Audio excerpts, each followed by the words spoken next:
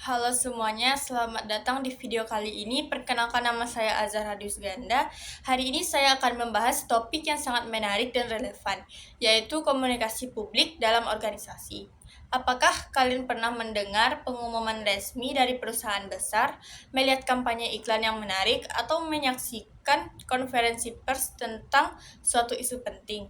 Semua itu adalah bagian dari komunikasi publik yang dilakukan oleh organisasi. Komunikasi publik adalah jembatan antara organisasi dan masyarakat. Ini adalah cara organisasi menyampaikan informasi, mempromosikan produk atau layanan, membangun citra positif, dan mengelola hubungan mereka dengan audiens luar. Dalam dunia yang semakin terhubung, komunikasi publik menjadi lebih penting daripada sebelumnya. Pada video kali ini saya akan membahas beberapa poin utama.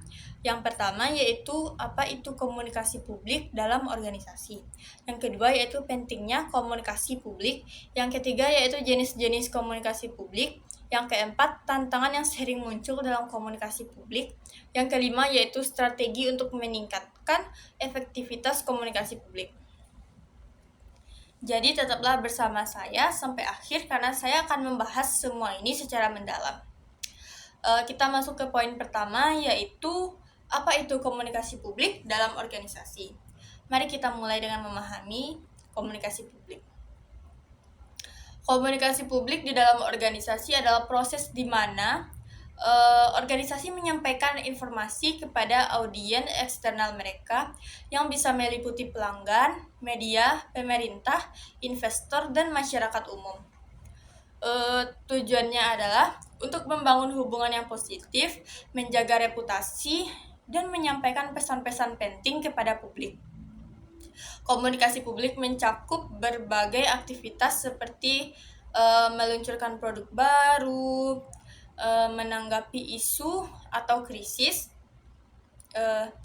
meningkatkan kesadaran tentang program atau kebijakan tertentu, membangun dukungan untuk misi dan visi organisasi. Sebagai contoh, sebuah perusahaan teknologi besar mungkin menggunakan komunikasi publik untuk mengumumkan keluncuran perangkat terbaru mereka.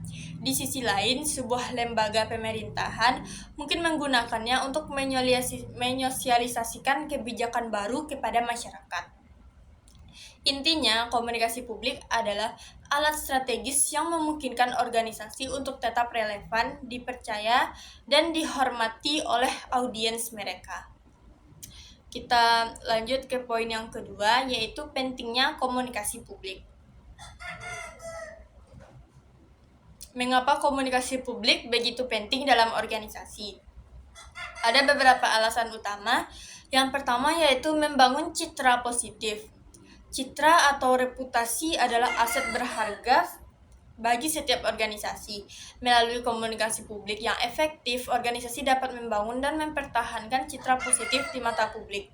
Sebagai contoh, ketika sebuah perusahaan menyampaikan pesan yang jujur dan terbuka, masyarakat akan lebih percaya pada perusahaan tersebut. Yang kedua yaitu mengelola krisis dengan baik. Tidak ada organisasi yang kebal dari krisis. Bisa jadi ada skandal, kecelakaan, atau isu kontroversial yang muncul.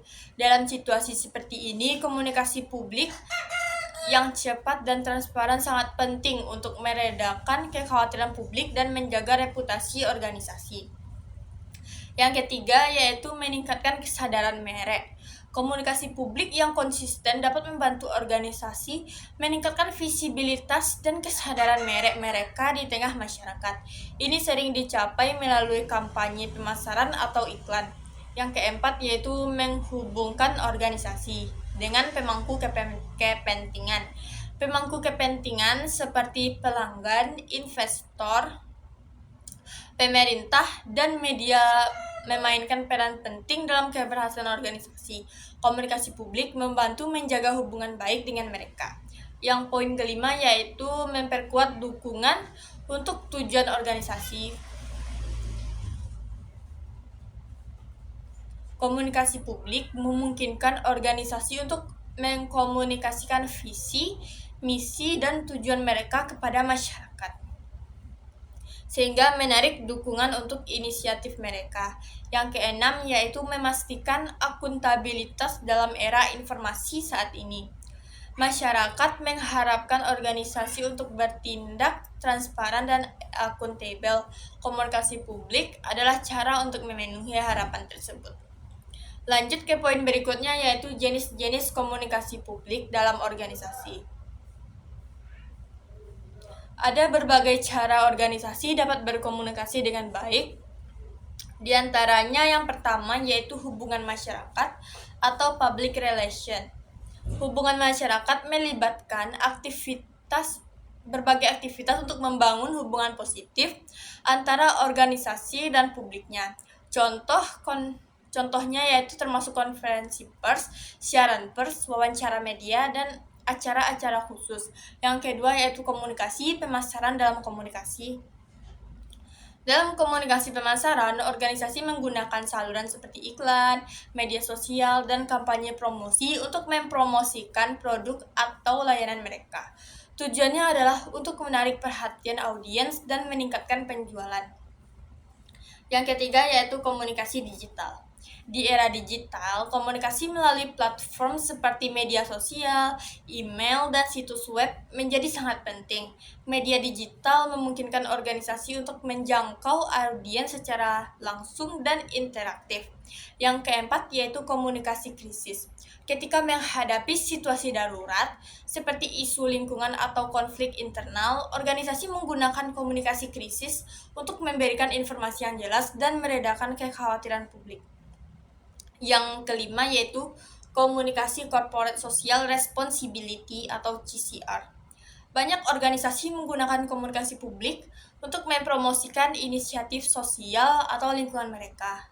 Ini tidak hanya memperkuat citra positif, tetapi juga menunjukkan tanggung jawab organisasi terhadap masyarakat. Kita lanjut ke poin berikutnya, yaitu tantangan dalam komunikasi publik. Namun, komunikasi publik juga banyak menghadapi berbagai tantangan. Yang pertama, seperti pesan yang salah ditafsirkan. Kadang-kadang, pesan yang disampaikan tidak dipahami sebagaimana mestinya.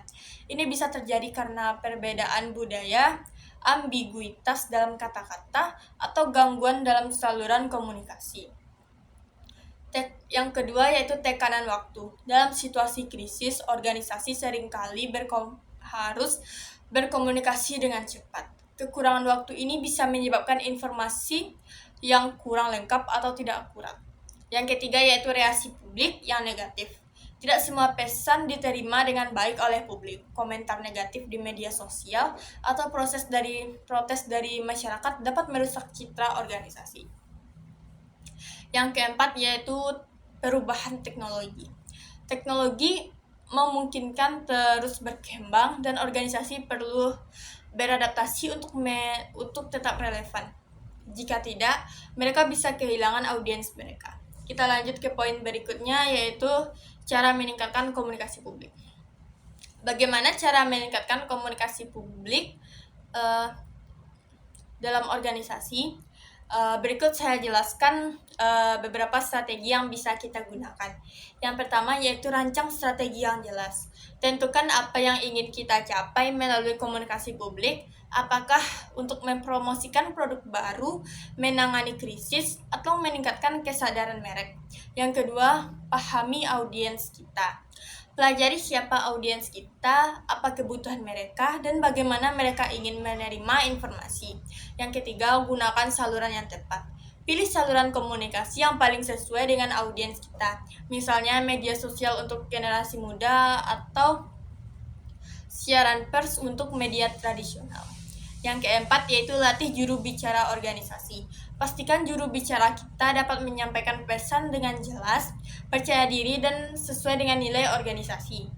Yang kelima yaitu tingkatkan transparansi. Jangan takut untuk berbicara jujur, terutama dalam situasi krisis. Transparansi membangun kepercayaan publik. Yang keenam yaitu evaluasi hasil. Setelah setiap kampanye atau upaya komunikasi, lakukan evaluasi untuk memahami apa yang berhasil dan apa yang perlu ditingkatkan. Untuk Sebagai penutup, komunikasi publik adalah kunci keberhasilan organisasi di dunia modern. Dengan memahami audiens, menggunakan strategi yang tepat, dan menghadapi tantangan dengan baik, organisasi dapat membangun hubungan yang kuat dengan publik mereka.